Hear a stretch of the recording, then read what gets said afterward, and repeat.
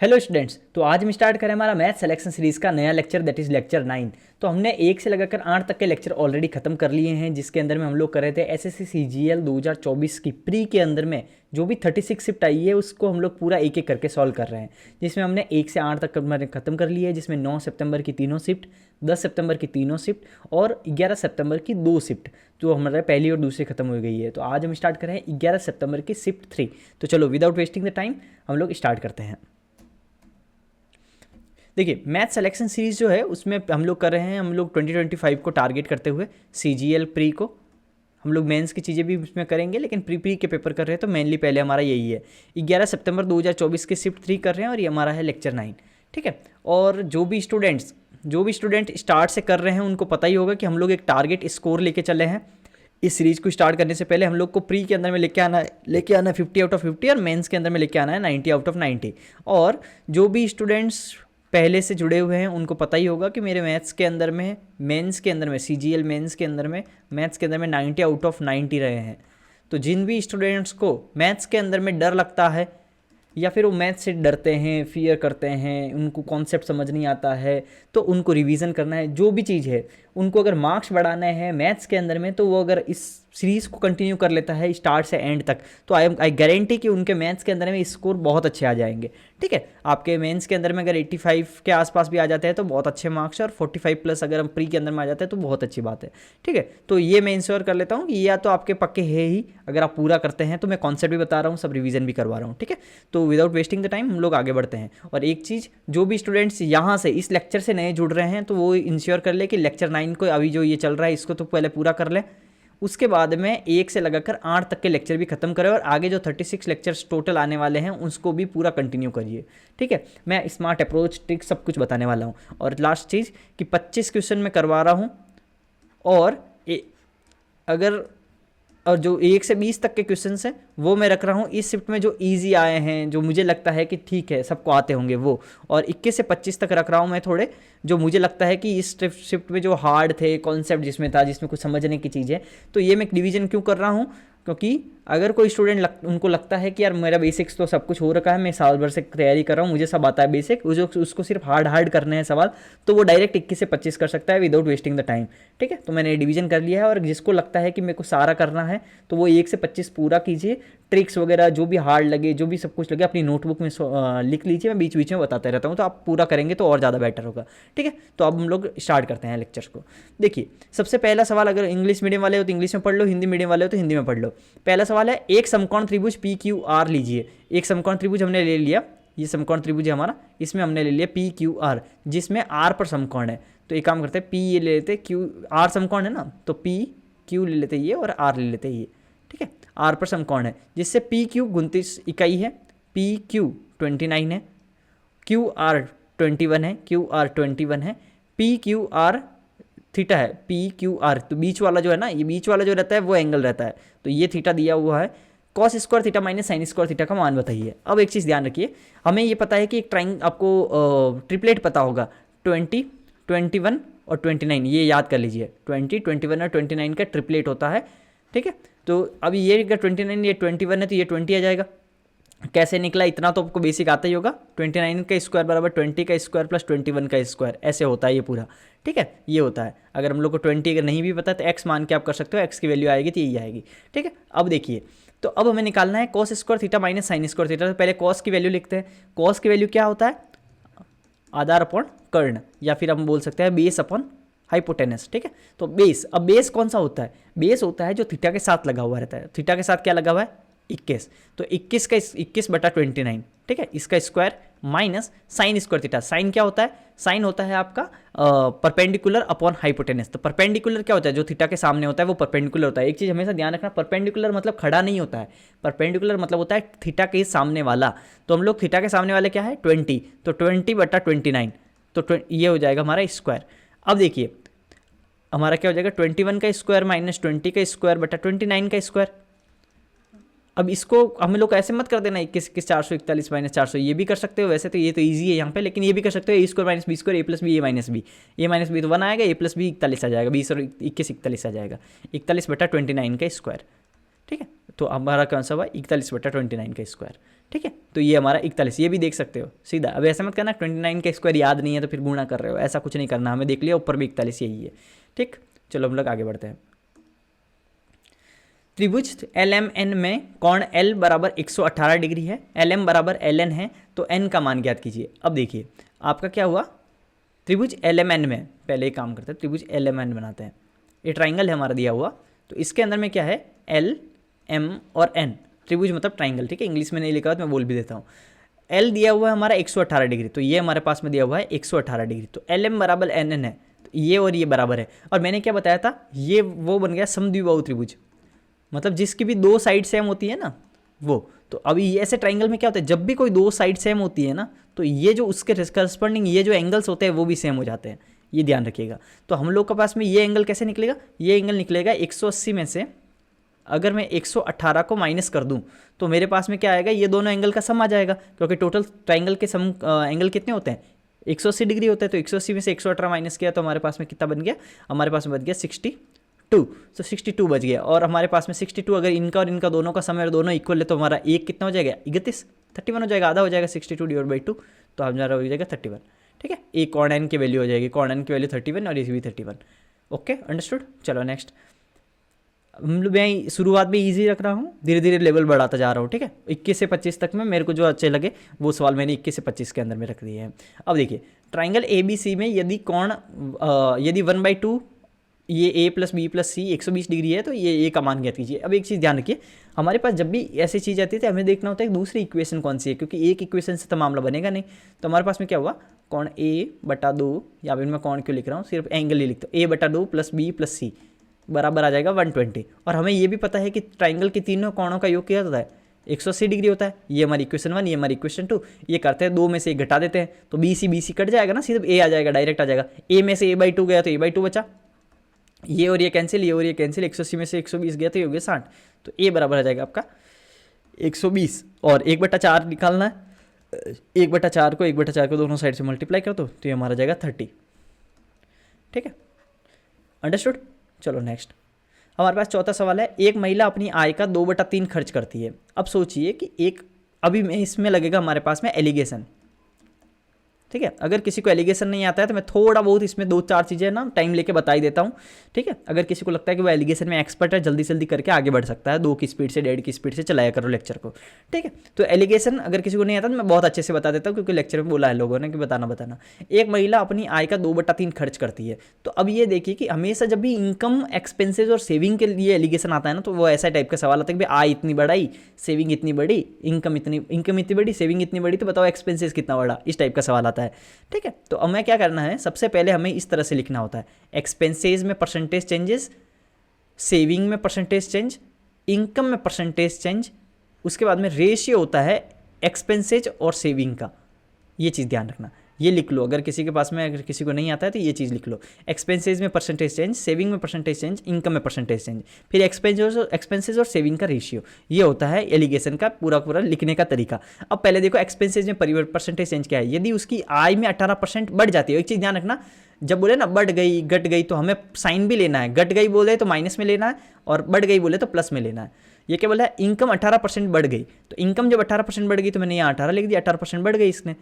उसके बाद में परसेंटेज लिखने की जरूरत नहीं है, 18 लिख दो बहुत है। उसके बाद में खर्च 24% बढ़ गया, एक्सपेंसेस 24% बढ़ गया, ये 24% बढ़ गया, तो बचत में कितनी प्रतिशत वृद्धि हुई, तो ये हमें निकालना है, ये हमें निकालना है।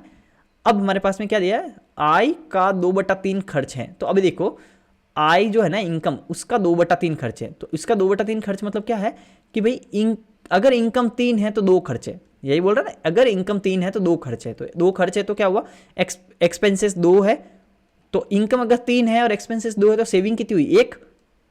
समझ गए ना, 2 और 1 3, ये टोटल 3 आ गया, तो ये हमारी सेविंग हो गई। अब देखो क्या होता है, कैसे निकलता है एलिगेशन, नहीं आता है तो बता देता हूँ। हमेशा बड़े में से छोटा घटाओ और ऐसे तिरछा लिखा करो, ऐसे बड़े में से छोटा घटाओ। तो बड़े में से छोटा कैसे घटाओगे, तो अब देखो कि 24 में से 18 गया तो कितना बचा, 6, तो हमारे पास आएगा 6।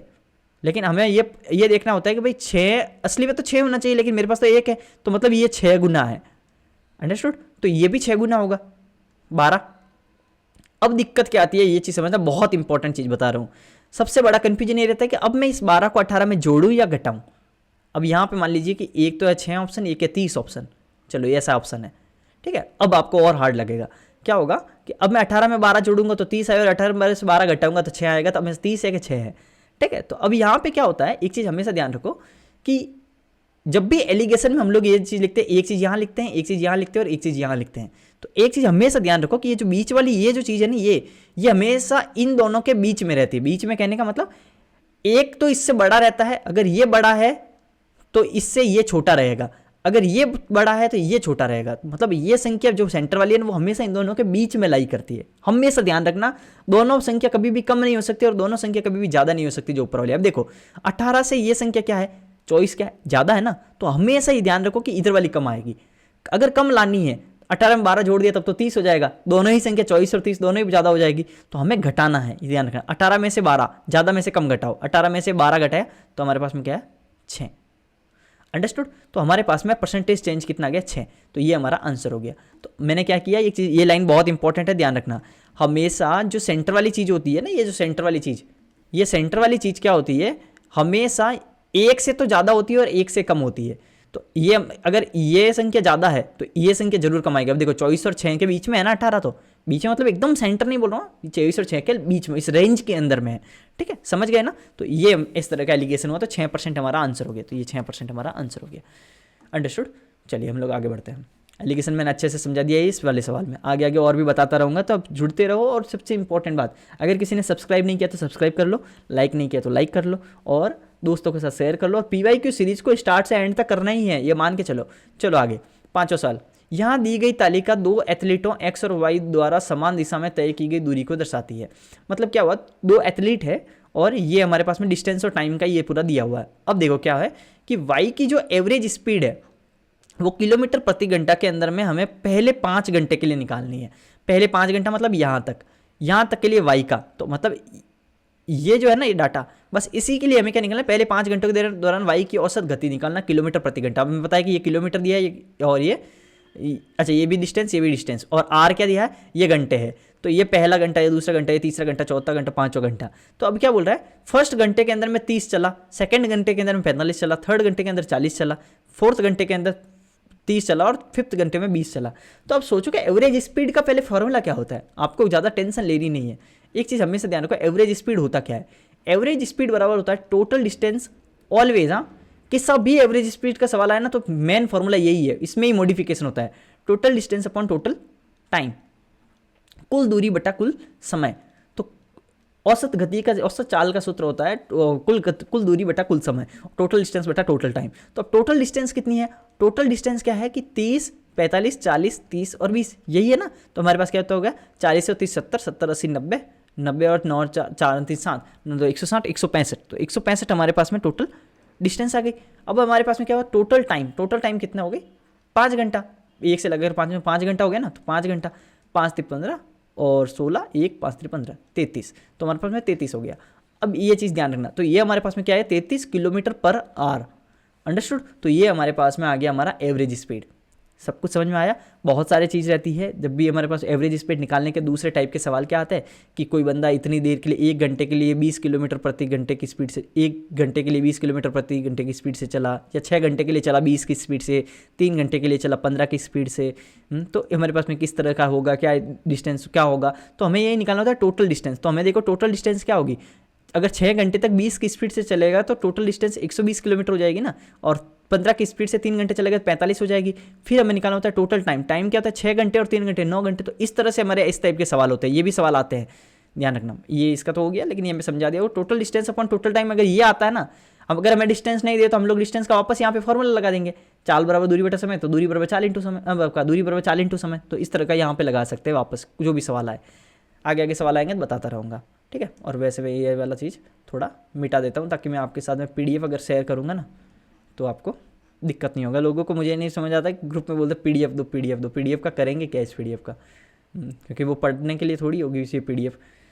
जो भी हार्ड सवाल हो वो अपने कॉपी में लिख दो। आगे क्या हुआ, एक्सप्रेस साइन थीटा, ये है sine 74 tan 74 in terms of trigonometric ratio of the angle between the 0 and 45, 0 और 45 के बीच के एंगल के रूप में हमें इसको ट्रांसफर करना है। तो हमें क्या हुआ, हमें पता है कि साइन 74 को हम लोग क्या लिख सकते हैं, हम लोग ये लिख सकते हैं ना साइन 90 - 16, ये लिख सकते हैं 90 माइनस 16 74 ही होता है, प्लस 10 90 माइनस 16, और साइन 90 माइनस थीटा बराबर कॉस थीटा, तो कॉस 16 प्लस 10 90 माइनस थीटा बराबर होता है कॉट थीटा, कॉट 16, तो कॉस 16 प्लस कॉट 16 हो गया। बच्चों वाला सवाल है तो पेन उठाने की जरूरत नहीं, मैं सबको समझा रहा हूँ इसलिए।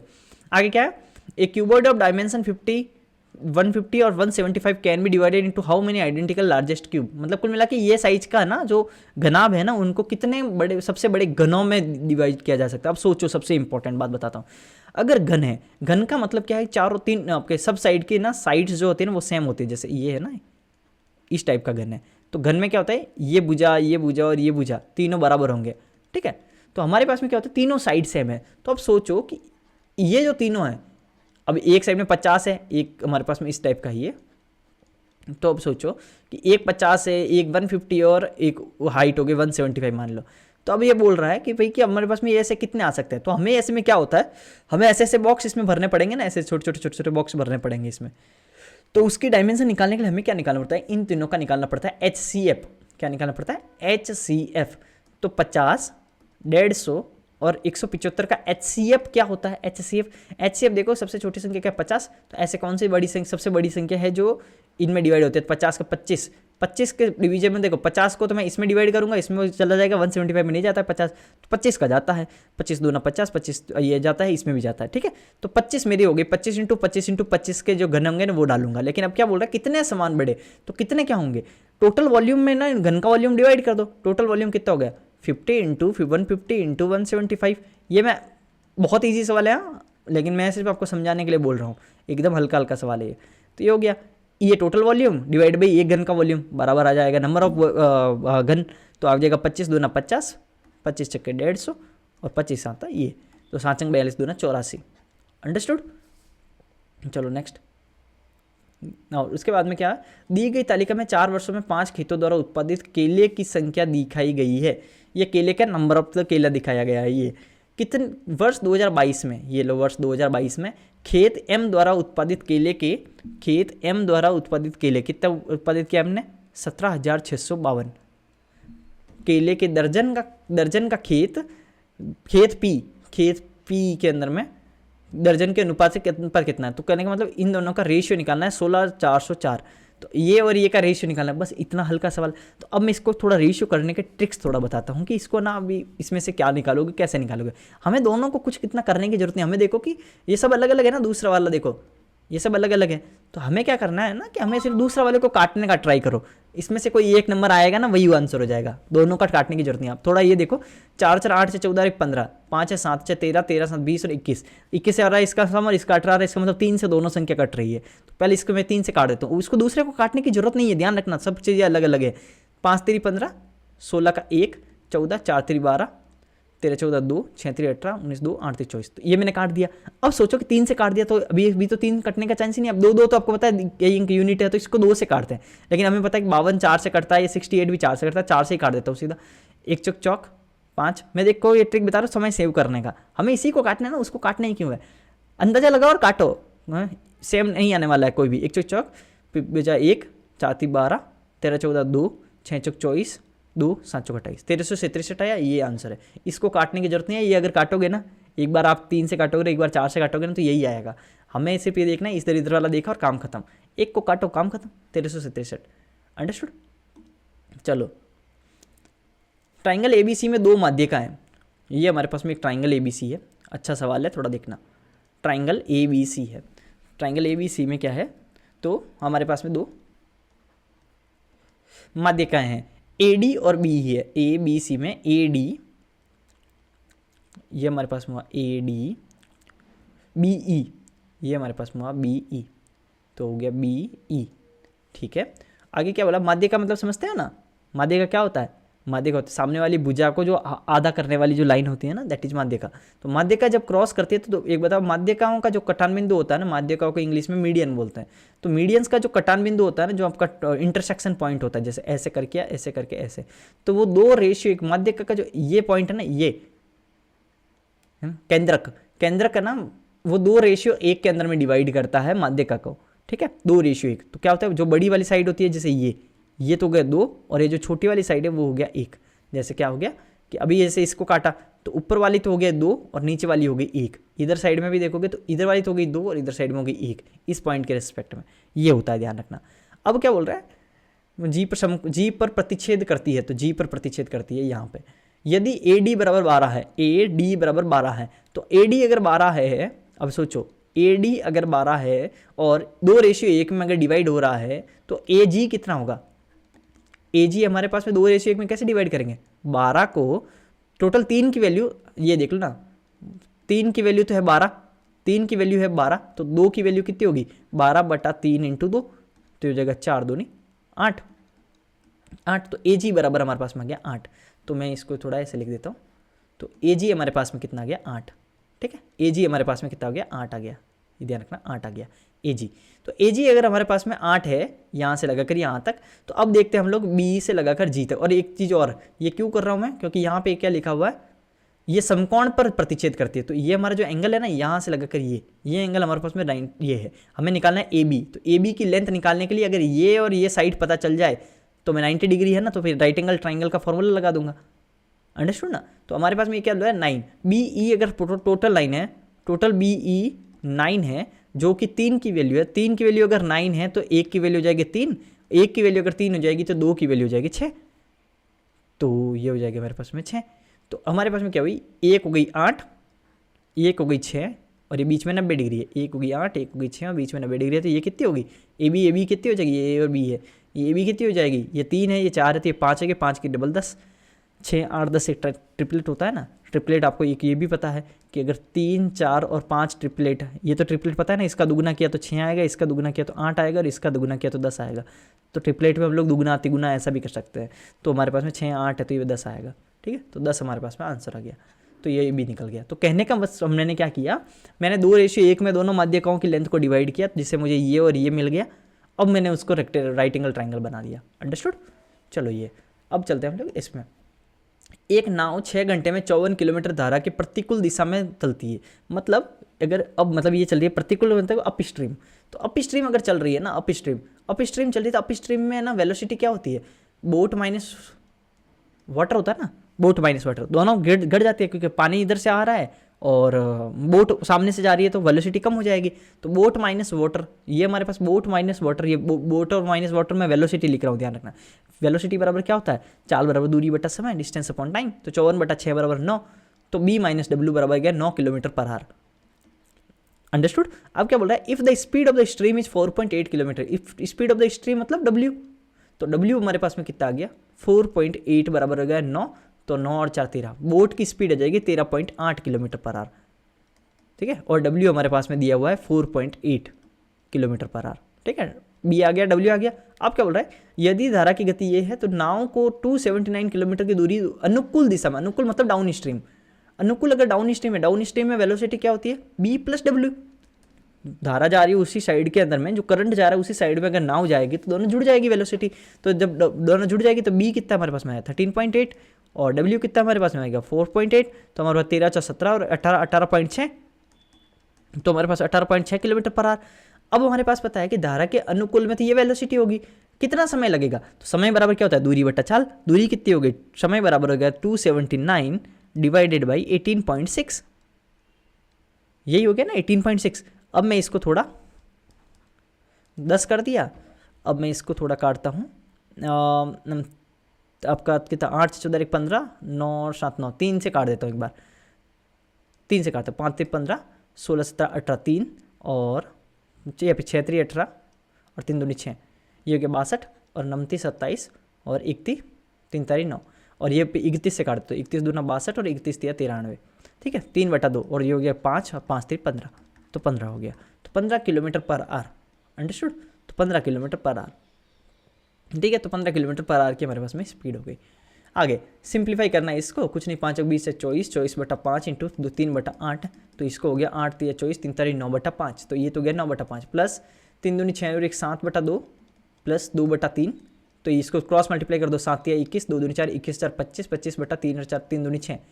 अब एक चीज़ ध्यान रखना, अगर इसका लसअप और एलसीएम वगैरह भी नहीं लेना आता है ना, तो फिर तो आपको मैं क्या ही बताऊँ, तो 4/5, क्योंकि फिर तो आपको सिलेबस क्या बहुत कुछ कमज़ोर है, तो इतना तो कर ही लोगे आप, इतना एक्सपेक्ट कर रहा हूँ मैं। 5 5 ये हो गया 2, ये हो गया 3, 5 दूनी 10/3, तो 9/5 प्लस 10/3, 29 27 देपरे 50, 50 और 27 हो गया 77/15, ये हो गया खत्म। ठीक है, अंडरस्टूड।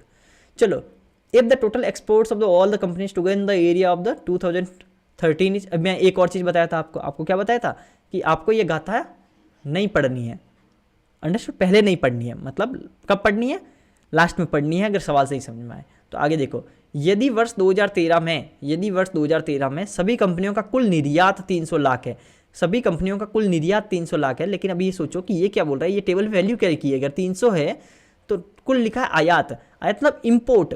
हमारे पास में ये डाटा जो है ना, ये इम्पोर्ट का डाटा है, ये इम्पोर्ट का डाटा है, और हमारे पास बोल रहा है कि एक्सपोर्ट है ना, निर्यात मतलब एक्सपोर्ट और आयात मतलब इम्पोर्ट, तो इम्पोर्ट है ना हमारे पास में ये है, और एक्सपोर्ट हमारे पास दिया हुआ 300 लाख। तो वर्ष 2013 में सभी कंपनियों का कुल लाभ या हानि कितना हुआ, जिसमें मान लीजिए कि एक्सपोर्ट में से इंपोर्ट घटाना है। ठीक है, तो हमारे पास एक्सपोर्ट कितना है 300, इसमें से हमें इंपोर्ट घटाना, और इंपोर्ट हमें सिर्फ जोड़ना ही तो है, क्या ही करना है उसमें। तो 6 और 3 9 7 16, तो 160, 160 और 9 250, 250 और 265। ठीक है, तो ये हमारे पास 35 आ गया, हो गया खत्म। चलो नेक्स्ट, निम्नलिखित व्यंजक को सरल कीजिए। अब ये देखो 3/a 3+3 है, ये पूरी लिखा है। इफ़ a बराबर 1, इसके दो तरीके हैं, a बराबर 1 सीधा रख दो तो भी आंसर आ जाएगा। 3 और 3 6, a रखूंगा 1, तो ये 1 हो जाएगा, ये 1 हो जाएगा, तो 3 और 3 6, और ये 1 होगा तो 9 में से 9 गया कट गया, और ये 1 रखूंगा तो 9 आ जाएगा, 9 और 6 ये इंटू में है, 9 54। ठीक है, तो 9 54 नहीं तो फिर, लेकिन इसको ये पूछने का इसका सेंस क्या है वो थोड़ा समझो।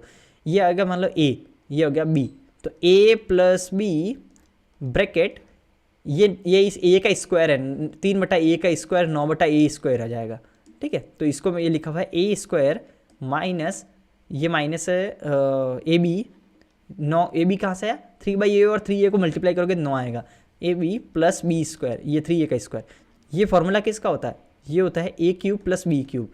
तो हमारे पास में इसको हम लोग क्या लिख सकते हैं, ये भी लिख सकते हैं 3/a³ + 3a/³। देखो मैंने वो करके तो a डायरेक्ट 1 रख दिया तो भी आ गया, लेकिन मैं सिर्फ बता रहा हूँ इसका सेंस क्या है, ये क्या पूछना चाह रहा है एक्चुअली ये इस तरह का कुछ पूछना चाह रहा है। अगर ये हार्ड वैल्यू ये a बराबर 1 ना दे के मैंने मान लो बोल दिया 36, तो अब यहाँ पे थोड़ा टेढ़ा पड़ रहा है ना, तो हमें फिर वहाँ पे ये जरूरत हो जाती है। तो ये हो गया 3a/a बराबर 3a/a³। तो हमारे पास में क्या हो जाएगा, 27/a³ + 27a³। तो अब यहाँ पे एक रखो a की वैल्यू, तो 27 + 27 = 54। तो ये पूछना इस तरह का विचार है कि फॉर्मूला याद है कि नहीं है, लेकिन इतना घटिया सवाल पूछा है, क्या बताएं। आगे, सलोनी की मासिक आय के विभिन्न मदों पर व्यय का प्रतिशत विवरण निम्नलिखित तालिका में प्रदान किया गया। तालिका का ध्यानपूर्ण अध्ययन कीजिए और नीचे दिए गए प्रश्न का आंसर दीजिए। अब ये क्या बोल रहा है, ये बोलना चाह रहा है कि भाई यदि सलोनी की मासिक आय 75,000 है, मतलब आपकी मंथली उसकी सैलरी है 75,000, तो किराए और शिक्षा रेंट और एजुकेशन पर कितना धन है, तो 30 और 40 55% उसने खर्च किया। अब एक चीज़ ध्यान रखना कि भाई किराए और शिक्षा पर कितना धन खर्च करते हैं, तो आप ऐसे मत कर देना कि 75,000 का 30% प्लस 75,000 का 25%, फिर आप दोनों बार मल्टीप्लाई कर रहे हो, ऐसे अलग अलग मत कर देना। ऑब्वियस चीज़ है ना, दोनों एक 30 और एक 20, 25 से तो 55 हो गया ना, सीधा 75 × 55। और जीरो के चक्कर में मैंने बोला मत पढ़ना, कुछ जीरो के चक्कर में क्यों ही पढ़ना है। 55 को मैं जब 75 से मल्टीप्लाई करूँगा तो ये भी देख सकते हो कि इसमें भी 5 आ रहा है, इसमें वैसे 11 आ रहा है, इसमें 11, तो 11 का भी देख सकते हो डिवीजन, लेकिन इतना ईजी है ये, तो कर ही दो। तो 25 25 5 2 7 35 36 37, और ये 375, और ये हो जाएगा 5 7 12 2 16 1 हाथ में 10 11 4 4125, ये हो गया आंसर। अंडरस्टूड। मैंने एक चीज़ बोला था, जीरो के चक्कर में नहीं पढ़ना है। कब नहीं पढ़ना है, जब तक कि हमें कोई काम का नहीं हो। x + 1/9 की 9x, ये देखो 3 है तो इसका वैल्यू निकालना है। अब इस सवाल को करने का तरीका समझना, अगर x दे दे प्लस 1/9x दे दे और ये 3 दे, हमें निकालना क्या है वो चीज़ समझो, 9x² + 1/9x²। अब एक चीज़ थोड़ा सा और सोचो कि ये वैल्यू कहाँ से आती है। ये वैल्यू आती है जब हम लोग 3x + 1/3x का ऐसे स्क्वायर करते हैं, ऐसे जब स्क्वायर करते हैं तो यहाँ से आती है 9x² + 1/9x, 9x² + 1/9x² plus 2ab, 2 into +2 आती है, 2 × 3x × 1/3x, 3x कट जाएगा +2, तो यहाँ से ये वैल्यू आती है ऐसी। तो ये वैल्यू लाने के लिए मुझे ऐसा बनाना पड़ेगा अंदर, फिर इसको स्क्वायर कर दूंगा, लेकिन ऐसा बनाने के लिए मुझे यहाँ से तो अभी ऐसा तो है ही नहीं, तो मुझे क्या करना पड़ेगा कि x के पास में 3 होने चाहिए, x के पास में 3 होने चाहिए। तो मैं क्यों ना एक काम करता हूँ, 3 से मल्टीप्लाई कर देता हूँ। तो इसको 3 से पूरी इक्वेशन मल्टीप्लाई की तो 3x आ जाएगा, प्लस 3 इंटू 1/9x बराबर 3 3 9, 3 से मल्टीप्लाई कर दिया दोनों और। अब ये 3 से ये 3 कट गया, तो 3x प्लस 1/3x बराबर 9। इतना आ गया ना। देखो ऐसा कैसा फॉर्मेट हो गया। अब मैं दोनों और स्क्वायर कर देता हूँ, दोनों और जब स्क्वायर करूंगा तो अब आपको पता है ना ये होता है, ये क्या बन रहा है, ये फिर k² - 2 का फॉर्मूला बन रहा है ना। तो मैंने 81 में से 2 गया 79, लेकिन अगर नहीं भी याद हो तो क्या करो, इसका स्क्वायर करो दोनों तरफ। तो हमारे पास में आ जाएगा 9x² प्लस 1/9x² प्लस 2 बराबर 9 बराबर 9 तो फिर वहाँ पे माइनस हो जाएगा तो 79। अंडरस्टूड। ये हो जाएगा 9x² प्लस 1/9x² बराबर हो जाएगा 79। ओके, तो ये ध्यान रखना, k² - 2 फॉर्मूला लगा सकते हो, इजी सवाल है। सिद्धि अपने स्कूटर को इतने रुपए में बेचकर विक्रय मूल्य का 1/6वां हिस्सा लाभ के रूप में अर्जित करते हैं, लाभ प्रतिशत ज्ञात कीजिए। अच्छा सवाल है, थोड़ी देर के लिए समझ नहीं आती है ऐसी चीज़ें, होता है ना, प्रैक्टिस नहीं है तो ये चीज़ें क्या होती है। बहुत ईजी सवाल है, एकदम हल्का, एकदम हलवा सवाल है, लेकिन प्रॉब्लम ये है कि इसकी लैंग्वेज ऐसे विक्रय मूल्य का 1/6% लाभ। इंग्लिश में पढ़ता है, find the gain percentage given the सीधी sold her scooter for the इतना rupees gaining the 1/6 of the selling price. Problem क्या है कि जब भी हमारे पास में लाभ होता है ना, लाभ हमारा निकलता है कॉस्ट प्राइस पे, क्रय मूल्य के ऊपर में हमारे पास में प्रॉफिट या हानि, ये प्रॉफिट और लॉस निकलता है। लेकिन यहाँ पे क्या बोल रहे हैं, यहाँ पे हम जो प्रॉफिट दिया हुआ है ना, वो प्रॉफिट दिया हुआ है विक्रय मूल्य पे। अब सोचो कि 1/6वां हिस्सा, मैं ये मान लेता हूँ कि 6 मेरा सेलिंग प्राइस है। ओके, तो मेरी कॉस्ट प्राइस कितनी होगी, अब समझो। सेलिंग प्राइस अगर मेरी 6 है तो उसका 1/6वां हिस्सा, 6 का 1/6 कितना होता है, 1 होता है। तो मेरा 1 क्या है, प्रॉफिट है। विक्रय मूल्य का 1/6 मेरा क्या प्रॉफिट है। अगर मैं किसी सामान को 6 रुपए में बेचा और मेरा प्रॉफिट 1 रुपये है, तो मेरा खरीदा कितने में था, 5 में। माइनस कर दो ना विक्रय मूल्य से, तो 6 में से मेरा 1 प्रॉफिट रहा है, तो मेरा क्रय मूल्य कितना रहा होगा, 5 रहा होगा। अब मेरे को बोल रहा है कितना लाभ प्रतिशत हुआ, और लाभ प्रतिशत किस पे निकलता है, क्रय मूल्य पे। तो लाभ प्रतिशत कितना हो गया, 5 की चीज जब 6 में बेचा तो +1 हो गया ना। तो जब 1/5 का प्रॉफिट हो गया, तो 1/5 मतलब 20% का प्रॉफिट हो गया। हमें ये 31,902 कोई भी काम का नहीं है, ध्यान रखना यहाँ पे, इससे हमें कोई लेना देना नहीं है, ये सिर्फ फालतू को हमारे पास में कंफ्यूज करने के लिए दिया गया है। हमें डायरेक्ट 20% लिखना है। नेक्स्ट सवाल, 30 छात्रों की एक कक्षा एक परीक्षा देती है, ठीक है, 12 छात्रों के औसत अंक 62 है। मतलब देखो ये बोलना चाह रहा है कि 62 टोटल 30 स्टूडेंट्स है। अब ये भी हम एलिगेशन से कर सकते हैं और एवरेज से भी कर सकते हैं, लेकिन यहाँ पे सेंटर वाली वैल्यू निकालनी है तो एलिगेशन थोड़ा सा टेढ़ा पड़ जाता है, लेकिन फिर भी समझ जाओगे आप। देखो 30 छात्रों की एक कक्षा में एक परीक्षा देती है, 30 छात्रों की कक्षा, 12 छात्रों के औसत अंक 62 है। तो मान लो कि ये इधर साइड में 12 छात्र वाले हैं और बचे हुए कितने, 18 छात्र वाले। तो 12 छात्रों के एवरेज अंक कितने हैं, 62 है। 12 छात्रों के औसत अंक कितने, 62 है। शेष के 74 है, मतलब 18 के 74 है। हमें ये सेंटर वाली वैल्यू निकालनी है, x मान लो कि टोटल का एवरेज कितना है, और ये हमारे पास 12 और ये हमारे पास 18 है। ये तो मैंने ऊपर वाले ऐसे ही लिखे, हाँ ध्यान रखना है, इसको वैल्यू कोई नहीं है, ये वाला हटा दो वाली। तो कहने का मतलब क्या हुआ कि 62 एवरेज है 12 स्टूडेंट का, 74 एवरेज है 18 स्टूडेंट का। तो टोटल का निकालना तो वो बीच में लिखते हैं ना, टोटल एलिगेशन अगर किसी को आता है तो मैं क्या करूँगा, 6 दूनी 12, 6 3 18, 2:3 में स्टूडेंट्स है और ये x है। तो मैं कैसे करूँगा इसको 2 तरीके हैं, या तो 62 माइनस ये 74 माइनस x बराबर ये लिखो। इसको एलिगेशन से ही, एग्जैक्ट एलिगेशन से करना हो तो कैसे करेंगे, समझो कि मैं एग्जैक्ट, मैं दूसरा भी बताऊँगा, दोनों तरीके बता देता हूँ, चलो दोनों, ताकि आपकी थोड़ी अंडरस्टैंडिंग और क्लियर हो। या क्या होता है जब सेंटर वाली वैल्यू निकाल, देखो पिछला मैंने सवाल किया था ना जो एक्सपेंसेज और सेविंग वाला, उसमें क्या था, ये वाली वैल्यू निकालनी थी, तो वो ईजी पड़ता है, वो इजी होता है। लेकिन जब सेंटर वाली वैल्यू निकालनी है तो बड़े हार्ड पड़ जाता है थोड़ा, तो इसलिए क्या करता है फिर एलिगेशन नहीं करते। लेकिन मैं इसको एलिगेशन से भी पहले बता देता हूँ। ज़्यादा में से कम घटाना मैंने बोला, अब मुझे पता है कि 62 और 74 में से ज़्यादा कौन सा है, पहले तो 74 है, तो ऑब्वियस चीज़ है कि 74 से तो ये छोटा ही रहा होगा, तो 74 माइनस एक्स ये हो जाएगी वैल्यू, इधर आ जाएगी 74 माइनस एक्स। और दूसरी चीज़ तो मैंने क्या बोला था, ये बीच में होती है एक्स है ना वैल्यू, जो इन दोनों के बीच में है। तो अब 62 से तो ये बड़ी होगी और 74 से ये छोटी होगी, ये पक्का है। तो एक्स माइनस 62 ये हो जाएगा। अब ये 2:3 में है तो मैं ये भी लिख सकता हूँ 74 माइनस एक्स बटा एक्स माइनस 62 बराबर 2/3, ये लिख सकते हैं ना। तो ये हो जाएगा 74 × 3 मतलब 4 3 12 2 असल का 1 7 1 22 222 और माइनस 3x बराबर हो जाएगा 2x माइनस, और ये हो जाएगा आपका 124। तो हमारे पास में जाएगा 5x बराबर आ जाएगा आपका 124, तो 4 5 6 2 2 4 2 1 3, ये हो जाएगा। x बराबर हो जाएगा आपका 6 5 30 और 6×30 तो पीछे बचा 4, नंबर 45, 69 पॉइंट समथिंग समथिंग, जो ये आ जाएगा। तो ये तो होगा 69.2। तो अब प्रॉब्लम क्या है, ये तो कर सकते हो लेकिन ये थोड़ा हार्ड बन रहा है अब, तो ऐसे नहीं करना है। ऐसे नहीं करना है तो मेरे पास दूसरा मेथड कौन सा है, चलो मैं सेकेंड मेथड भी कर देता हूँ, मिटा नहीं रहा हूँ क्योंकि नहीं अभी अच्छा नहीं होगा, मिटा देंगे तो फिर मेरे को PDF देना है। तो 62 ये था, ये 74 था, और मुझे ये पता था कि ये बीच वाला x निकालना है और ये 2:3 में है, इतना मैं बता दिया था ना। अब इसको करने का डायरेक्ट तरीका क्या है, इसको और इसको मल्टीप्लाई करो। 62 को 2 से मल्टीप्लाई किया तो क्या होगा, 2 दूनी 4 और 6 दूनी 12, 124। इसको और इसको मल्टीप्लाई करो तो हो जाएगा, प्लस जोड़ दो, 4 3 12, 2 सल का 1 7 21 22, 222 बट्टा में कर दो इन दोनों का सम। राशियों का योग बटा राशियों की संख्या होती है ना, 62 अगर एवरेज है तो दो जनों का योग मतलब टोटल सम कितना आ जाएगा, 62 × 2। एक जने के पास 62 है तो दो जनों के पास कितना होगा, 62 × 2।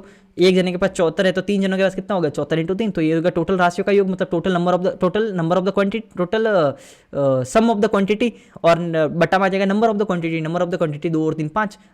तो मैं 12 और 18 नहीं लेना, मेरे समझाने का तरीका है 12 और 18 मत लेना, नहीं तो फिर क्या होता है हार्ड हो जाता है। 12 से 62 का गुणा करोगे तो कब करोगे, हम उसका रेशियो ले सकते हैं, ध्यान रखना। 12 असली में तो ये ऐसे करते हैं, 62 × 12 प्लस 74 × 18 बटा 30 ऐसे। तो आंसर वही आएगा, ये करोगे तो भी वही आएगा और ये करोगे तो भी वही आएगा, इसमें भी यही आएगा 69.2। ठीक है, तो मैंने 3 से दे के बता दिए, ये बता दिया है एलिगेशन वाला, ये बता दिया है डायरेक्ट 62 × 2 74 × 3 बटा 5, ये राशियों के योग इंटू राशियों की संख्या, और ये तीसरा बता दिया कि अगर रेशियो को काटोगे नहीं तो ये भी कर सकते हो। सेम सवाल का सेम आंसर आएगा, तीनों बता दिया। ठीक है, आगे अच्छा सवाल है, समझना। P sin A minus cos A बराबर 1 है, तो इसकी वैल्यू बताओ। अब इसको करने के दो तरीके हैं, एक स्मार्ट तरीका और एक पागल वाला तरीका। तो पागल वाला तरीका पहले करते हैं, ठीक है। तो पागल वाला तरीका में क्या है कि हम लोग इसमें से P की वैल्यू निकाल के इसमें रखेंगे, फिर हम लोग बस लंबा लंबा खींचते जाओ, एक बार करके देखते हैं। तो यहाँ से P बराबर क्या आ जाएगा, आपको मैं सारे एक मेथड क्यों बता रहा हूँ, क्योंकि मुझे ये लगता है कि आपको पता तो होना चाहिए ना, कुछ नहीं पल्ले पड़ेगा तो ये तो पढ़ना ही है फिर। P बराबर 1 प्लस cos A बटा sin A कर दिया। अब मैं इस P को यहाँ रखूंगा तो 1 प्लस cos A बटा यहाँ रख देता हूँ डायरेक्ट। ये जो वैल्यू है इसका स्क्वायर हो जाएगा, माइनस 1 प्लस cos बटा sin का स्क्वायर हो जाएगा और इंटू हो जाएगा cos A। ठीक है, ये है ना। फिर इसका स्क्वायर करो, 1 प्लस cos A बटा sin A का स्क्वायर, तो ये हो जाएगा आपका 1 sin A नीचे sin A का स्क्वायर है ना, तो ये कर सकता हूँ, ये लिख सकते हैं 1 प्लस C का स्क्वायर बटा साइन स्क्वायर है, और साइन स्क्वायर ए को लिख सकता हूँ मैं 1 माइनस कॉस स्क्वायर है। साइन स्क्वायर ए बराबर 1 माइनस कॉस स्क्वायर रहता है ना, sine square theta plus cos square theta बराबर 1 होता है। अब sine 1 minus cos square theta और 1 माइनस कॉस स्क्वायर थीटा को मैं 1 स्क्वायर लिख सकता हूँ, और 1 square minus cos square theta को मैं 1 plus cos theta 1 minus cos theta लिख सकता हूँ ना, ए स्क्वायर माइनस बी स्क्वायर से। तो यहाँ पे हो जाएगा 1 प्लस सी 1 माइनस सी, और 1 प्लस सी से 1 प्लस सी का ये स्क्वायर कट जाएगा तो 1 प्लस सी बटा 1 माइनस सी हो जाएगा। देखो मैं बहुत ज़्यादा नहीं लिख रहा हूँ, लेकिन अब समझा पूरा रहा हूँ, सर स्टेप बोल रहा हूँ, आपका दिमाग थोड़ा चालू होना चाहिए। 1 प्लस सी बटा 1 माइनस सी माइनस, अब यहाँ पे सेम टू सेम चीज़ है। अगर ये पूरी चीज़ 1 प्लस सी बटा 1 माइनस सी बनी है तो यहाँ पे भी यही बनेगी, यहाँ पे भी बनेगी 1 प्लस सी बटा 1 माइनस सी फिर इंटू सी। तो यहाँ पे हो जाएगा 1 प्लस सी बटा 1 माइनस सी माइनस ये 1 माइनस सी इधर जाएगा और सी कट जाएगा तो 2 बटा 1 माइनस सी, 2 बटा 1 माइनस सी, और ये सी है तो ये पे सी लिख देता हूँ। अब मैं इन दोनों कैल्शियम ले लेता हूँ, तो हो जाएगा 1 प्लस सी माइनस 2c, तो हो जाएगा 1 माइनस सी, 1 माइनस सी बटा 1 माइनस सी हो जाएगा 1। आ गया आंसर। ये तो हमारा पहला मेथड। दूसरा मेथड क्या है, ये तो मैं स्टेप छोड़ा हूँ इसलिए ऐसा है, स्टेप नहीं छोड़ते तो ये और थोड़ा टेढ़ा हो जाता। तो अब सोचो दूसरा तरीका ये है। दूसरा तरीका थोड़ा सोचना, मैं कैसे करता हूँ ट्रिगो के सवाल में हमेशा वैल्यू पुटिंग को थोड़ा सोचने का ट्राई करो। अगर थोड़ा स्टेप हार्ड है ना तो वैल्यू पुटिंग को सोचो। वैल्यू पुटिंग कैसे करते हैं इसमें सोचो। अब यहाँ पे इस इक्वेशन को देखो गौर से, P sin A minus cos A बराबर 1, और ये वैल्यू को निकालना है। तो मुझे ये पता है कि यहाँ पे वेरिएबल एक तो A है और एक P है, पता है। मैं क्यों ना, हमारे पास इक्वेशन, एक चीज़ मैं आपको और डेप्थ में समझाता हूँ। जब भी वैल्यू पुटिंग करनी होती है तो पहले ये देखो, वैल्यू पुटिंग सिखा रहा हूँ। जब भी ये वैल्यू पुटिंग करनी होती है आप ये देखो कि मेरे पास नंबर ऑफ इक्वेशन कितनी दे रखी है, और दूसरा आप ये देखो कि नंबर ऑफ वेरिएबल कितने हैं, नंबर ऑफ वेरिएबल कितने हैं। अब मुझे ये देखो कि मेरे पास इक्वेशन दी कितनी है। ये तो मेरे से पूछा है तो ये दी थोड़ी है, ये तो पूछा है तो ये तो मैंने तो दी नहीं। दी तो सिर्फ एक इक्वेशन है, लेकिन वेरिएबल कितने हैं? वेरिएबल यहाँ पी और ए दोनों है, थीटा भी हमारे पास नहीं दिया और पी भी हमारे पास नहीं दिया, दो वेरिएबल। तो हमारे पास नंबर ऑफ इक्वेशन तो है एक और वेरिएबल है हमारे पास दो। कभी भी किसी भी इक्वेशन को सॉल्व करने के लिए हमारे पास नंबर ऑफ वेरिएबल और जो नंबर ऑफ वेरिएबल और नंबर ऑफ इक्वेशन बराबर होनी चाहिए या फिर उससे ज़्यादा होनी चाहिए इक्वेशन। अगर इक्वेशन कम है तो फिर इसका मतलब ये है कि हमारे पास में वो सॉल्यूशन आ ही नहीं सकता। हम कुछ भी एक वेरिएबल को एज्यूम कर सकते हैं। कहने का मतलब जितना लैक है ना, जितना कम वेरिएबल है ना हमारे पास, जितना हमारे पास में इक्वेशन कम है ना, उतने हम वेरिएबल को एज्यूम कर सकते हैं। जैसे अब हमारे पास एक ही इक्वेशन दी लेकिन पूछे दो वेरिएबल, तो एक काम करते हैं एक को एज्यूम कर देते हैं, कुछ भी एज्यूम कर लो। अब मैं मान लो कि अगर मैं p को एज्यूम करूंगा तो मेरे पास में a आ जाएगा, और अगर मैं a को एज्यूम करूंगा तो मेरे पास p आ जाएगा। मैं काम करता हूँ p को एज्यूम कर देता हूँ, p को यहाँ पे मैं 1 मान लेता हूँ पहले, लेकिन p को 1 मानने से नहीं, हम लोग क्या काम है p को 1 मानने से तो फिर ये हार्ड हो जाएगा, साइन ए माइनस कोस ए बराबर 1। अब इसका क्या करें, समझ आ गया ना? इससे समझ नहीं आएगा ना? तो एक काम करते हैं a को मान लेते हैं। अब a को अगर मैं मान लो 0 मान लिया तो दिक्कत क्या है, साइन ए को जैसे ही मैं 0 मानूंगा तो p भी 0 हो जाएगा, वो नहीं कर सकते।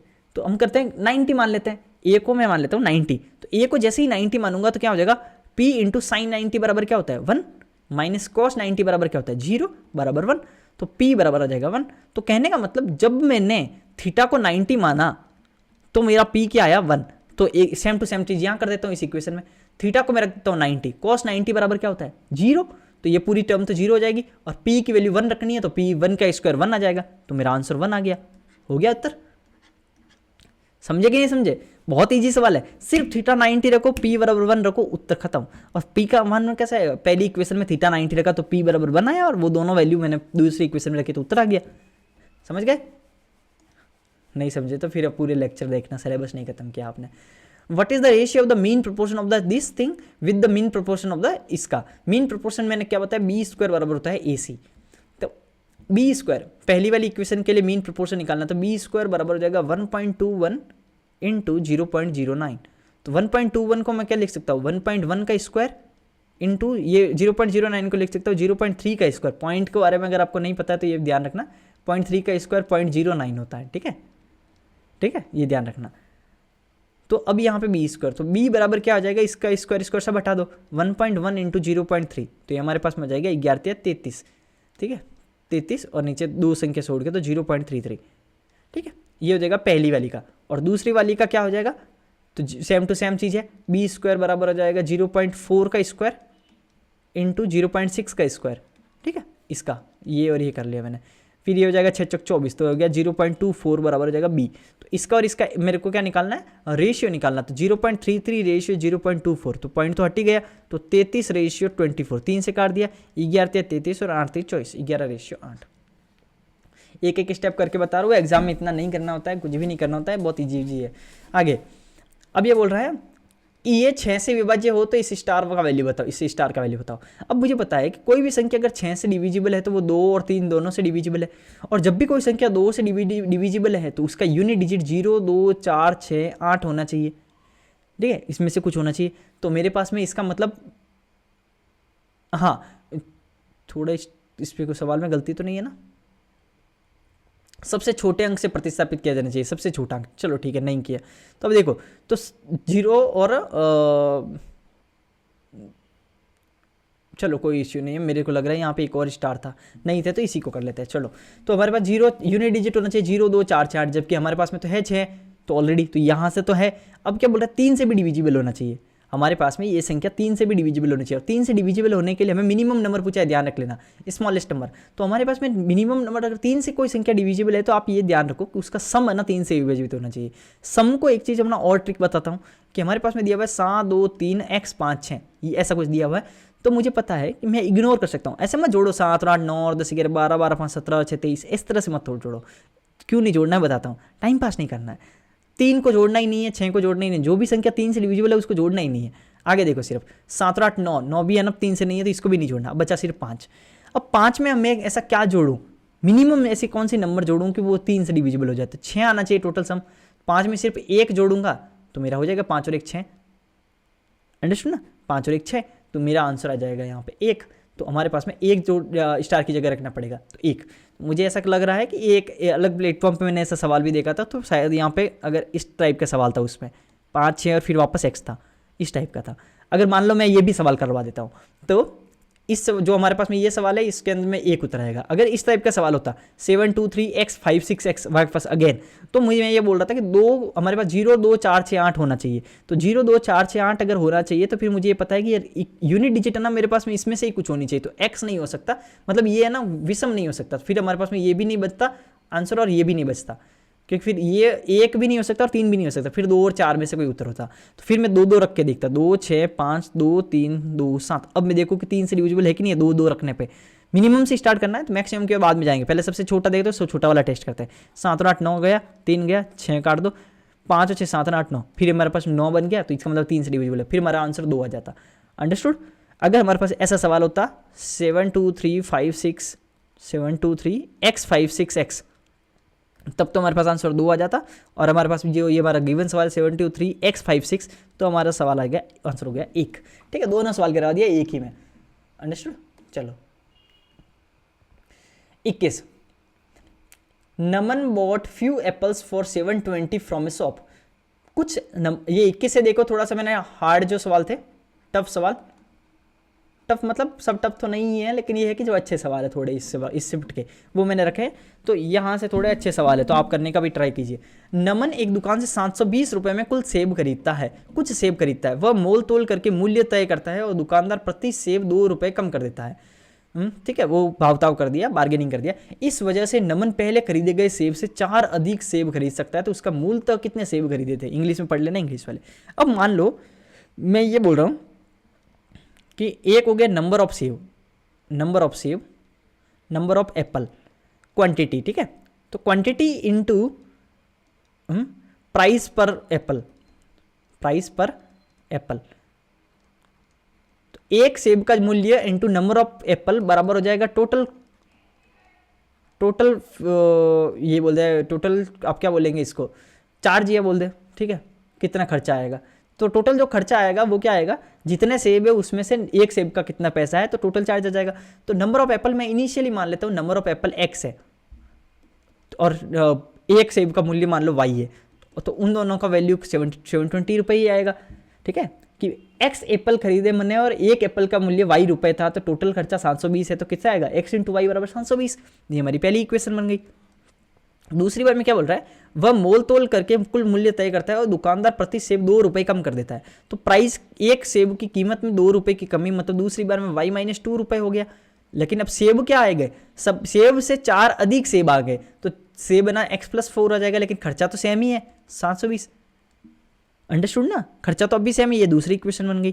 तो कहने का मतलब जब 2 सेब के रुपए कम हुए एक सेब के ऊपर में, तो 4 सेब बढ़ गए, तो इस तरह की इक्वेशन भी बन गई ये दोनों। अब इसमें से हमें क्या निकालना है, उसने मूलतः कितने सेब खरीदे थे, तो मूलतः तो उसने x सेब खरीदे थे स्टार्ट में, तो x की वैल्यू निकालनी, तो x की वैल्यू निकालनी तो y को एलिमिनेट कर दो, तो y की जगह पे लिख दूँ मैं 720 बटा x, तो x प्लस 4 इंटू 720 बटा x माइनस 2 बराबर 720। अब सोचो, अब यहाँ से स्क्वायर के अंदर में इक्वेशन बन जाएगी एक्स स्क्वायर में, तो हमें ऐसे नहीं करना है। अब यहाँ से हमें थोड़ा स्मार्ट चलना है। स्मार्ट चलना है कैसे, ऑप्शन में देखना है। ऑप्शन में देख के ऐसे देखो कि हमारे पास एग्जैक्ट वैल्यू है। जब भी कोई चीज़ एग्जैक्ट वैल्यू है ना, इसका मतलब ही साफ साफ है, इसका मतलब साफ साफ है कि यहाँ पे कोई बहुत बड़ा पॉइंट में कुछ नहीं आना है। तो मतलब 720 में जरूर ऐसी संख्या का भाग लग रहा होगा जो काट देता है 720 को। वो वैल्यू पुट करके चेक करो डायरेक्ट। ये स्क्वायर वाली इक्वेशन द्विघात समीकरण नहीं बनानी है, हमें बाइनोमियल इक्वेशन नहीं बनानी है। सीधा देखो ऑप्शन में कि भाई मेरे पास ये देखिए 40 से काटता हूँ, अगर मान लो अगर मैं इसको 40 से काटता हूँ, 0 0 कट जाएगा, 40 से स्टार्ट करता हूँ, इजी से स्टार्ट करो, 40 से स्टार्ट करूँगा 0 0 कट जाएगा, और 4 1 चौक 8 चौक 32, 18 में से 2 गया 16 इंटू 40 और 4 44, 44 इंटू 16 6 चौक 24, यूनिट डिजिट 4 आना चाहिए, तो ये 720 है, नहीं आएगा, 40 नहीं बैठ रहा है, कट तो रहा है लेकिन गुणा करने पे ये नहीं बैठ रहा है, तो 36 करते हैं, 36 दूना 72, तो 20 बैठेगा, 20 में से 2 गया 18 आएगा, 18 इंटू फिर 36 यहाँ रखेंगे, 36 और 4 40, 40 को 18 को गुणा करते हैं, 18 चौक 72, 720 बन रहा है, तो 720 और 720 मैच कर रहा है, तो इसका मतलब हमारा आंसर हो गया 36। अंडरस्टूड और नॉट अंडरस्टूड, 36 हमारे पास में आंसर हो गया। लो 36 हमारे पास में क्या आ गया, आंसर आ गया। और इसको मैं थोड़ा इस तरह से बना देता हूँ ताकि आपके PDF में अच्छे से दिखेगा। अंडरस्टूड, तो ये हमारा 36 हमारे पास में आंसर आ गया। कैसे किया पता गया ना, ये इक्वेशन तक मैंने बनाया उसके बाद मैंने सिर्फ यहाँ से वैल्यू पुटिंग करना स्टार्ट किया। 40 भी काटा 720 को, वो ठीक है, लेकिन प्रॉब्लम यहाँ है कि 40 काटने पे 720 नहीं बन रहा है, 36 रखने पे आ गया। चलो हमारे पास 37 उत्तर हो गया। चलो 22 सवाल में, टंकी को 3 पाइपों द्वारा अलग अलग समान प्रवाह दरों के साथ भरा जाता है।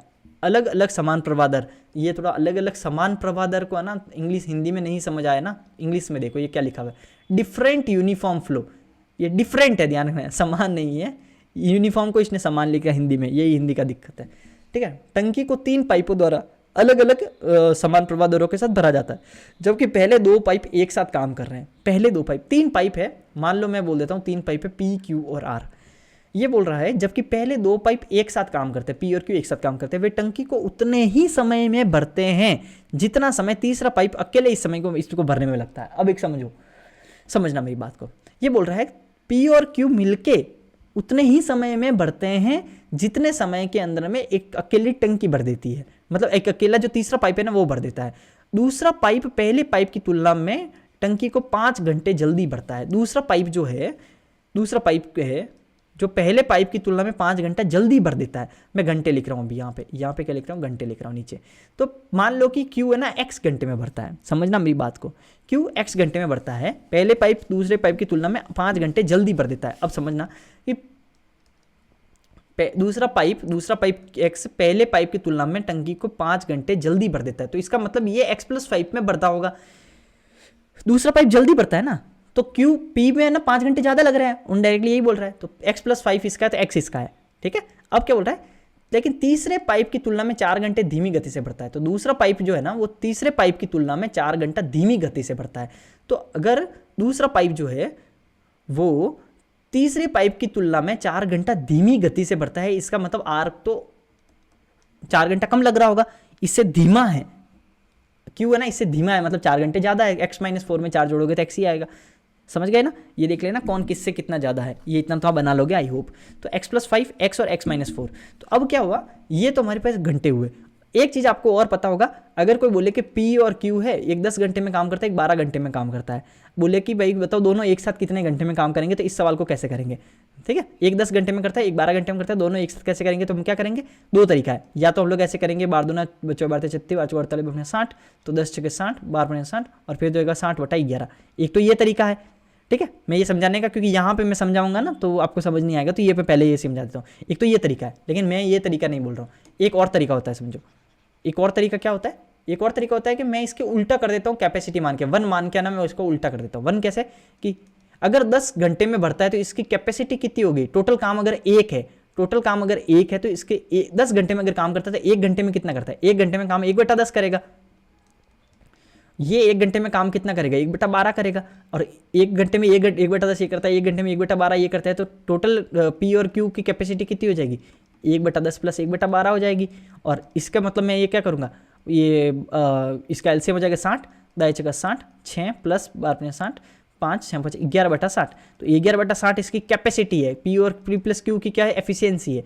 और मुझे पता है कि टोटल टाइम कितना लगेगा, तो टोटल टाइम टेकन कितना होगा, टोटल वर्क बटा एफिशिएंसी। तो वर्क हमारे पास में 1 है, उसमें बटा एफिशिएंसी करेंगे तो 11/60 आएगा, तो हमारे पास में 60/11 ये भी आ गया।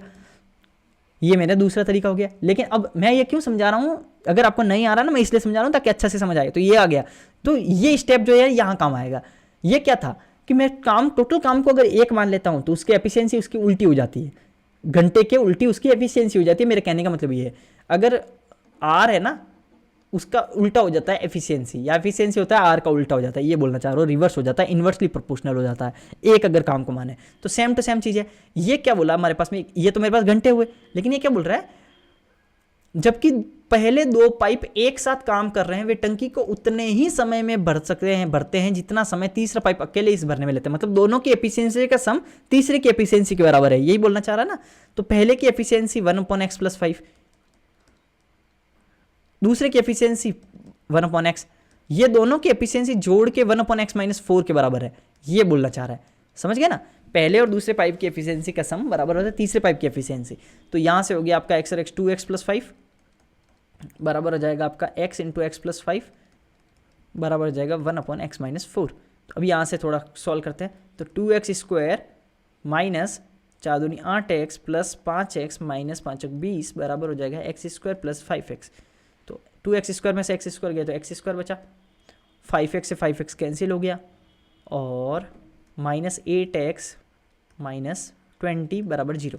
अब यहाँ से x² minus 10x plus 2x -20 बराबर 0। मैंने क्या बोला था, सेंटर वाली जो चीज़ होती है ना उसको उस तरह से तोड़ो कि पहले और दूसरे का मल्टीप्लाई, पहले और लास्ट और फर्स्ट का मल्टीप्लाई आ जाए और बीच वाला सम आ जाए। द्विघात समीकरण सॉल्व करनी नहीं आती थी यार, मैं क्या करूं, अब आपको वो तो सीखना ही पड़ेगा अलग से। तो बीच वाले को मैंने तोड़ दिया 10 और 2 में, मल्टीप्लाई करेंगे तो 2 20 माइनस के 20 आ जाएगा जो शुरू और एंड का है, जोड़ेंगे तो -10 और +2 -8 होता तो हो गया। अब x -10 + 2 x -10 बराबर 0। तो यहाँ से हो गया x बराबर आ गया एक तो -2 और एक x बराबर आ गया 10। ये है ना, -2 ही आया ना, ठीक है -2 ही आया। ओहो, और तो कहीं कुछ नहीं है, 4 दूनी 8 -8x +20, ठीक है।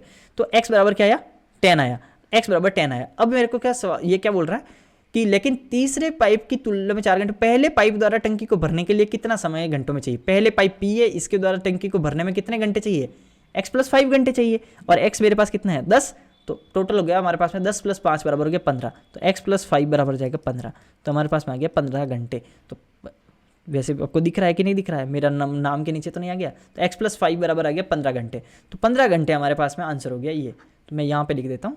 तो पहले जो मेरे पास में था कि 1 से ही 11/16 था, ये 60 था, ये छुप गया था, तो 60/11 बच रहा था, और 1 बच रहा है, तो x + 5 बराबर जो है ना हमारे पास में आ जाएगा 10 और 5 15।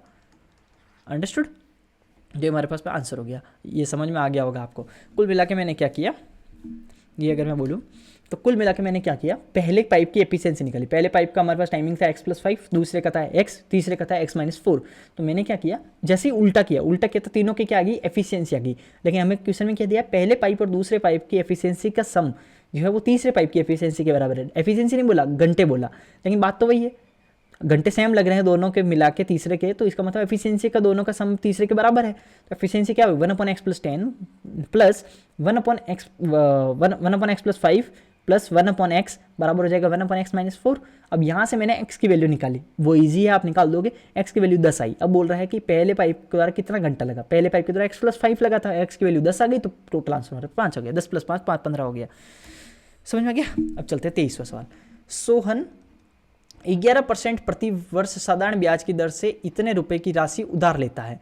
पहले वर्ष के अंत में वो उधार दी गई मूल राशि की वापसी के लिए इतने रुपए चुका देता है। कहने का मतलब कुछ अमाउंट लिया और दूसरे वर्ष में उसने चुका दिया, ठीक है, कुछ चुका दिया, 25,490 चुका है। लेकिन दूसरे वर्ष में वो क्या बोल रहा है कि अब वो लंबित है ना पूरा चुकाना चाहता है, मतलब कि अब जितना भी उधार है ना वो सब देना चाहता है। उधार में क्या क्या बचा कि उसने कुछ तो पैसा दे दिया, लेकिन अब क्या बचा कि एक तो पहले साल का ब्याज बचा, दूसरे साल का ब्याज बचा, और तीसरा जो बचा हुआ अमाउंट है वो बचा। तो कहने का मतलब ये पूरा बचा हुआ है। यदि सोहन दूसरे वर्ष के अंत में सभी बच्चे चुकाना चाहता है, तो जिसने पहले वर्ष के द्वारा अर्जित भुगतान किया है, तो दूसरे वर्ष के अंत में उसे कितना भुगतान करना पड़ेगा। अब सवाल आ रहा है कि दूसरे वर्ष में वो कितना भुगतान करेगा, तो दूसरे वर्ष में वो भुगतान कितना करेगा। अब ये देखो, यहाँ पे सवाल ये आता है कि भाई कि पहले मैं एक देख लेता हूँ कि भाई कि पहले वर्ष के अंदर में उसका कितना ब्याज बना। पहले वर्ष में उसके पास पैसा था 1,41,545। इसका 11% ब्याज होगा कि नहीं होगा, 11%, 11/100 यही होगा ना। और मुझे एक चीज़ मैं आपको बता देता हूँ, किसी भी संख्या को 11 से मल्टीप्लाई कैसे किया जाता है, ऐसे मत कर देना नॉर्मल तरीके से, थोड़ा समझने का, थोड़ा स्मार्ट बनो। तो इस जैसे मान लो कि 545 को 11 से मल्टीप्लाई करना होता है, हमें क्या करना होता है, पहले लास्ट वाली संख्या लिख दो, लिख दिया, फिर इन दोनों को जोड़ो 9 हो गया, फिर इन दोनों को जोड़ो 9 हो गया, फिर ये लास्ट वाली वापस लिख दो 5 हो गया। तो ये होता है, ठीक है, 11 का मल्टीपल सेम टू सेम।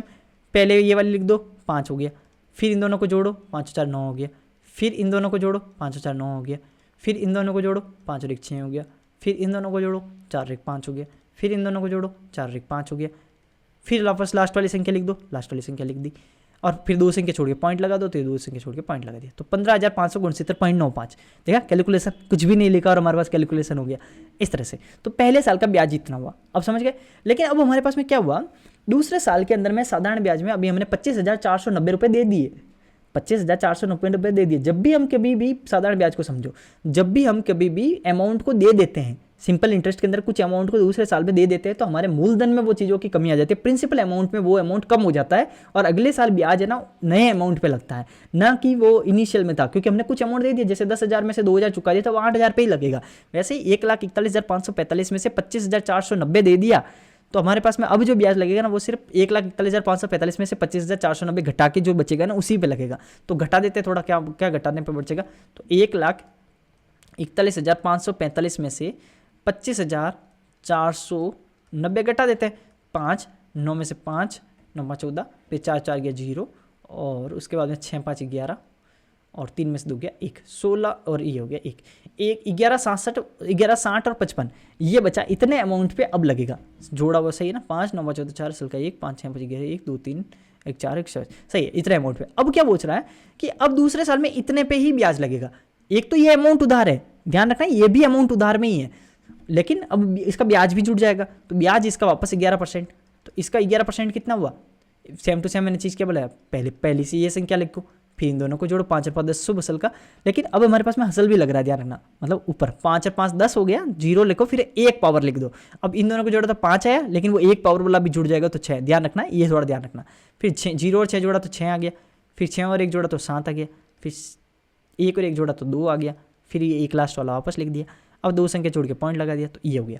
तो ये पहले साल का मेरा ब्याज, ये दूसरे साल का ब्याज, ये फर्स्ट ईयर का ब्याज, ये सेकेंड ईयर का ब्याज, और ये जो अमाउंट बचा हुआ है ना, ये अमाउंट, कौन सा अमाउंट, ये अमाउंट भी तो उधार है ना। ये कौन सा उसने दे दिया, नहीं दिया है ना, क्योंकि दिया तो हमारे पास में इसमें से सिर्फ 25,490 ही दिया, तो बचा हुआ तो ये भी है।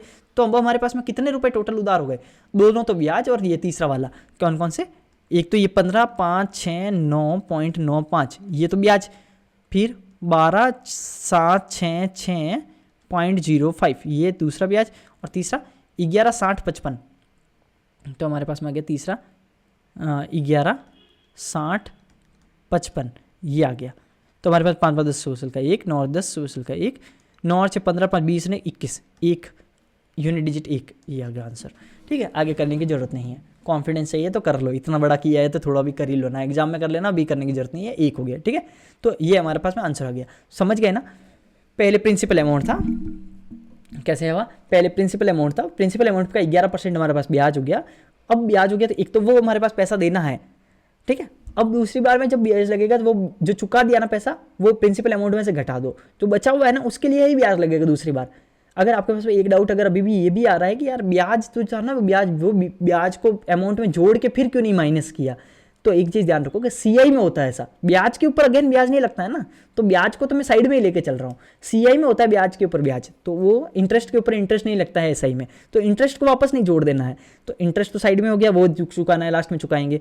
दूसरे साल में वापस से जो मूलधन में कमी आई, जो उसके ऊपर 11% की है, तो वो भी ब्याज चुकाना है। लेकिन अब जो अमाउंट बचा हुआ है, जैसे 11 60 और 55, 11 60 55 1,16,055, तो ये भी अमाउंट जो ने चुकाया, ठीक है। चलो 23 सवाल हो गया। चलो अब नेक्स्ट चलते हैं 24वां। यदि राम एक पंखा खरीदता है, खरीद लिया भाई साहब, तो उसे 8% की छूट मिलती है। हालांकि यदि वह 3 पंखे खरीदता है तो उसे पहले पंखे पर 6%, दूसरे पे 10%, तीसरे पे 12% की छूट मिलती है। इंग्लिश वाले इंग्लिश में पढ़ लेना पॉज करके। यदि राम द्वारा 3 पंखों के लिए इतने रुपए का भुगतान किया जाता है तो प्रत्येक पंख का अंकित मूल्य ज्ञात करो, मार्केट प्राइस क्या होगा।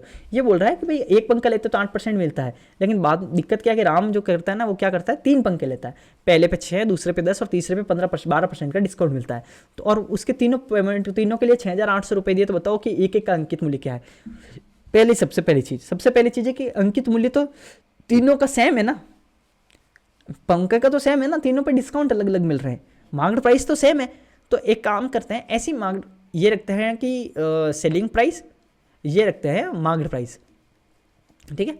अगर मैं ऐसा करूंगा तो दिक्कत क्या आएगा, मैं दोनों बता दूँ, दिक्कत और बिना दिक्कत दोनों बताता हूँ। 6% तो मैं ये लिख देता हूँ 100 के सामान को 94 में बेचा, 10% का डिस्काउंट तो 10 के सामान को 9 में बेचा। लेकिन प्रॉब्लम यहाँ है कि अब मेरा मार्केट प्राइस तो चेंज लिख दिया मैंने, तो एक काम करते हैं ना, इजी कैलकुलेशन के, मैं ऐसा दिक्कत कर ही क्यों रहा हूँ, मैं 100 को ही लेकर सब 100 के रेस्पेक्ट में, मुझे भले ही पता है ना कि 10% मतलब 1/10 होता है, तो भी मैं ऐसा नहीं लिखूंगा, मैं ये लिखूंगा 90/100, ताकि मेरे 100 तो 100 कॉन्स्टेंट रहे ना, दिक्कत क्यों करना है। 100 है तो ये 90 हो जाएगा, तीसरे पंखे का भी वैल्यू तो 100 है, लेकिन 12% डिस्काउंट दिया तो 88 हो जाएगा।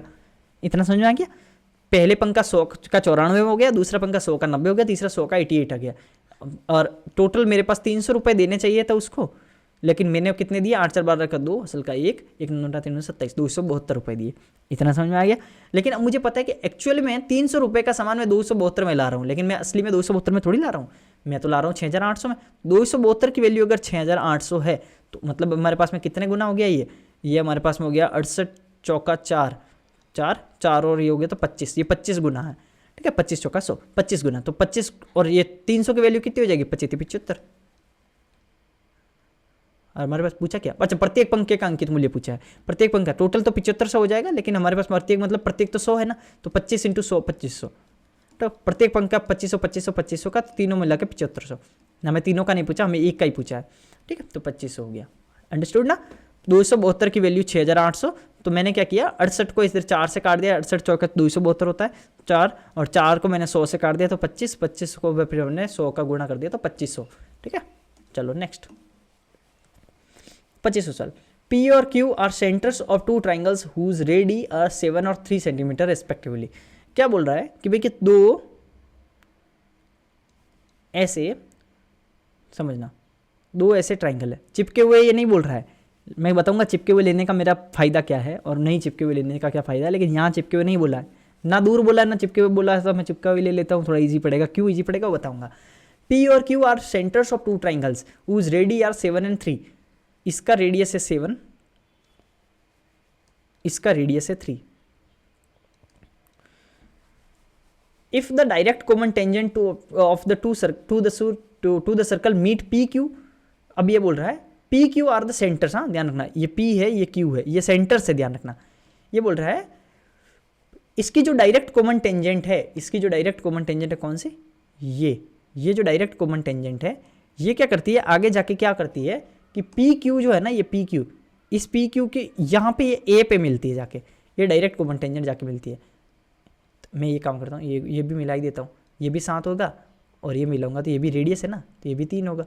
इतना समझ में आ गया, ये भी रेडियस है 3 होगा। अब ये अच्छे से समझना, ये थोड़ा, और ये 90 डिग्री होगा, टेंजेंट जो है वो 90 डिग्री पे करती है ना, ये 90 डिग्री होगा, दोनों 90 डिग्री।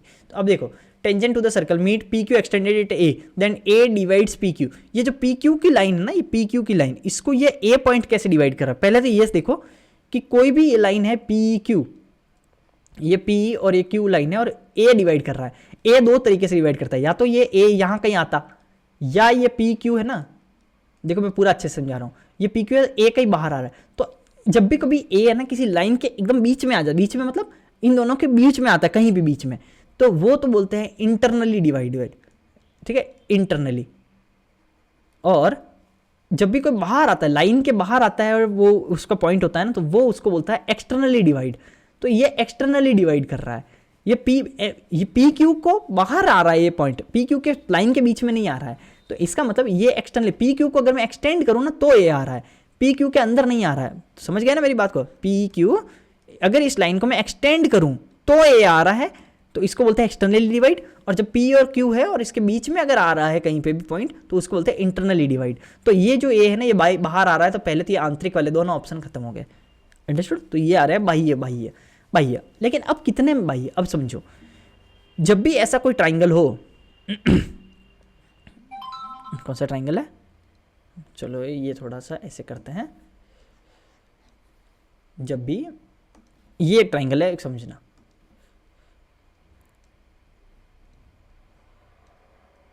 ऐसा कुछ ट्राइंगल है, ये और ये 90 डिग्री है, तो ये दोनों ना, ये छोटा वाला ट्राइंगल और ये पूरा बड़ा वाला ट्राइंगल ना समरूप होते हैं, सिमिलियर हो रहा है ना। ये थीटा जो है ना, वो थीटा इस छोटे वाले ट्राइंगल के लिए भी थीटा है और बड़े वाले ट्राइंगल के लिए भी ये थीटा है।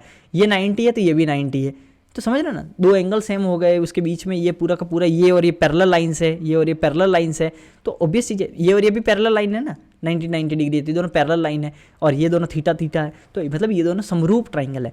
जब समरूप ट्राइंगल है तो अब समझना, समरूप ट्राइंगल में क्या होता है, साइड्स के रेशियो बराबर होते हैं। तो अब देखो, इस थीटा को रिस्पेक्ट बताओ, इस थीटा के छोटे वाले ट्राइंगल में सामने वाली भुजा क्या है, 3, इस थीटा के बड़े वाले ट्राइंगल में सामने वाली भुजा क्या है, 7, ठीक है, 7 है बड़े वाले ट्राइंगल में, छोटे वाला ट्राइंगल और ये पूरा बड़ा वाला ट्राइंगल, 3 और 7, तो यही 3 और 7 क्या होगी, AQ भी होगी। तो ये किसके बराबर होगी, एक छोटे वाले ट्राइंगल, ये थीटा के सामने वाली भुजा 3, थीटा के सामने वाली भुजा 7, थीटा के साथ वाली भुजा AQ, और बड़े वाले में थीटा के साथ वाली भुजा AP या PA लिख देता हूँ, PA, ठीक है, AQ बटा PA, AQ या फिर QA लिख देता है, QA बटा PA, QA बटा PA, QA बटा PA, तो ये भी होगा QA बटा PA, 3:7 होगा। लेकिन अब समझो हम लोग कैसे लिखते हैं वो थोड़ा समझना। अगर मैं बोलूँ कि PQ को ये कोई पॉइंट A है जो एक्सटर्नली डिवाइड कर रहा है, तो अब मैं कैसे लिखूंगा, पी ए लिखता हूं पहले, पी ए रेशियो लिखता हूं क्यू ए, पहले वाला point P A ratio Q A. तो ये इसको इस तरह से रेशियो लिखा जाता है। जैसे अगर कोई लाइन है पी क्यू, इसके बीच में मान लो कोई आर पॉइंट है, मैं बोल रहा हूँ ये आर बताओ कैसे डिवाइड कर रहा है, तो मैं हम लिखूंगा ना P R ratio R Q, ऐसे ही लिखूंगा ना, पहले ये फिर ये। वैसे के वैसे अगर ये आर यहां ना आके बाहर आया होता तो मैं लिखता P R ratio Q R, ठीक है। तो पहले ये लिखता, तो अगर मेरे पास पी ए रेशियो क्यू, मतलब Q A ratio P A 3 ratio 7 है, तो पी ए पहले मैं ये बाहर वाला लिखूंगा, P A ratio Q A, P A ratio Q A मेरा क्या होगा 7 रेशियो 3, 7 रेशियो 3 होगा ना, उल्टा हो जाएगा, P A ratio Q A, P A ratio Q A होगा 7 रेशियो 3।